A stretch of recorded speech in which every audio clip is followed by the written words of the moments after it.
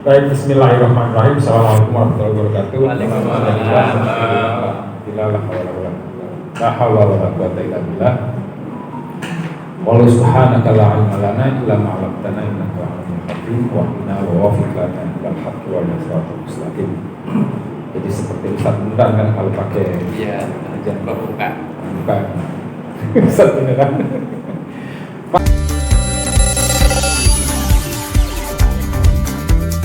Akses ke Italia, saya ke Jepang tahun 2003. Alhamdulillah. Kita kurang lebih 40 hari saya ada di sana. Sebenarnya pertukaran pemuda waktu itu saya pakai LSM waktu itu saya. Kemudian berangkatlah, saya kebetulan diangkat sebagai national leader, jadi pemimpin tingkat nasional rombongan kurang lebih hampir 48 delegasi dari seluruh Indonesia. Ya jalan sana kemari, apa yang bisa kita pelajari berbagai macam aspek. Tapi kemudian kesimpulan kira-kira satu aspek, ternyata emang benar ya kalau kita mau lihat budaya Islam dari Jepang. Betul. Iya. Kalau mau kita lihat budaya Islami dari Jepang. Nah, kayaknya hampir orang yang bisa datang ke Jepang paling tidak Pak Khotim tadi kalau paling tidak kesannya begitu loh. Kok disiplin ya? Kok rapi ya? Kok tertib ya? Nah gitu sih. Nah selalu kemudian konotasi kita tertib, bersih, disiplin, menghormati, mendahulukan orang yang lebih dulu, kira-kira begitu. Itu kemudian kita konotasikan, itulah sebenarnya yang dimaksud dengan budaya-budaya Islam. Pertanyaan besarnya adalah itu karena perilaku yang sudah membudaya di kalangan masyarakat sehingga dia merasa itu bukan sesuatu beban dan itu sudah terbiasa saja. Nah kalau sudah kayak gitu maka kemudian telah membudaya gitu. Tapi kalau kemudian bagaimana orang yang tidak biasa melakukan hal seperti itu tapi kemudian dibikin bisa, dipaksa bisa dan kemudian terbiasa, kemudian muncullah istilah membudaya, maka saya kira kemudian mesti ada sistem, mesti dibuat sistem. Nah, tema ini kemarin waktu Pak Sis coba nyebut-nyebut nama saya, bisa nggak Pak kaji ini? Jadi serius Pak, Sis itu, waduh saya bongkar-bongkar juga tafsir, biar kelihatan pesannya begitu ya. Soalnya yang kita hadapi kan ada Hidayat tuh, dia kan mewakili PP Muhammadiyah. Lingkungan hidup lagi. Pak Hari Tahar mewakili yang punya Islamic Center. Waduh, ngeri deh kalau nggak serius. Pak Cucu. Nah, cuma karena memang seiring dengan itu saya kemarin bicara mau tim. Kayaknya kalau acara-acara begini nggak usah serius. Akhirnya saya nggak bawa laptop, nggak presentasi sih. Oke.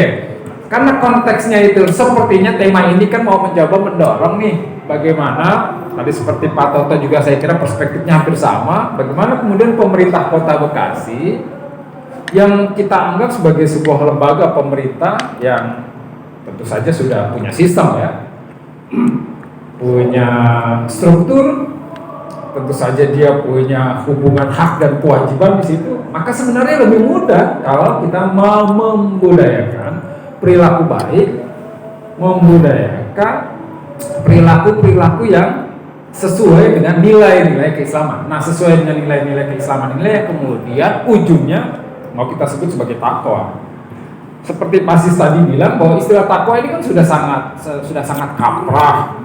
Segala Pak Khotim lah pakai baju takwa gitu kan. Saya pakai baju takwa katanya, Pak Imam pakai baju takwa, Pak Sis sudah pakai baju takwa. Cuma persoalannya apakah ini mencerminkan kepribadian yang bertakwa? Nah, itu yang tadi saya bercanda bilang bahwa kalau Pak Hidayat, Pak Toto pakai baju batik, Pak Pram itu bisa saja dia takwanya takwa substansial.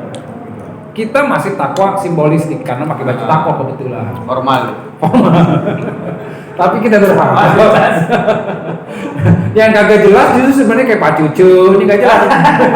Simbolistik tidak gitu kan, substansi belum ketebak. Pilihannya dia lebih takwa. Kenapa belum tentu ketebak? Karena persoalan takwa yang sifatnya substansial itu hanya ada di kita sendiri dan Allah Subhanahu Wa Taala yang menilai. Kan begitu Pak Pram ya? Kenapa? Karena kita memang tidak bisa melihat seseorang apakah dia bertakwa atau tidak itu cuma dari aspek-aspek yang sifatnya psikolistik, nggak bisa itu, gitu. Saya ingat itu dulu ada Mari sambil nggak ngerti Ki Mantep, ya yang wayang itu kan bahasa filosofinya dalam banget itu. Menurut saya ada istilah begini, apa bahasa Jawanya ya? Nanti saya terjemahin. Jadi kebenaran hakiki itu hanya ada dalam lubuk hati yang paling dalam. Apa itu bahasa Jawanya itu? Ada itu falsafahnya. Waktu itu pun bahasa Jawa, kemudian saya minta terjemahin. Wah dalam itu kalau kajiannya kayak gitu tasawuf. Nah, takwa yang mau dimunculkan di tema ini kemudian mau kita kaprahkan saja, mau kita jadikan sebagai istilah yang sangat umum dan apa tadi? Ya sudah umum saja gitu, takwa. Tapi jangan sampai kemudian kita terjebak bahwa kalau Kota Bekasi ingin membudayakan takwa, ya suling diintensifkan subuh keliling, misalkan nggak begitu gitu kan?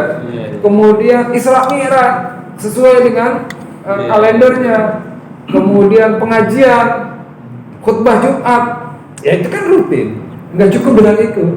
Tapi kalau kemudian sistem itu dijalani dengan baik, disiplin, sosial kontrolnya bagus, manajemennya bagus tadi kata Pak Toto, ya itu semuanya memaksa para orang yang terlibat dalam sistem itu untuk disiplin dan lain sebagainya, hal-hal yang baik tadi, itu saya pikir membudayakan takwa. Nah, kalau kita mau pakai kaidah syariah, ini mulai nyantrin dikit-dikit nih. 6 tahun Pak Khotim saya teman pesantren. Jangan salah paham. Tamat alfiah. Baik-baik pertama. Matan takrib. Iya, jurumiyah insya Allah apa? Anak itu rada terkesima juga kayaknya. Bener itu orang santri.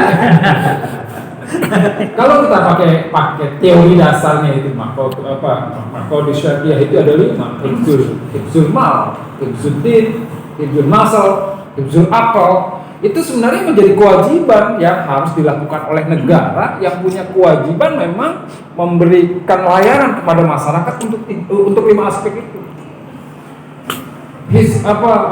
Menjaga agama tentu saja.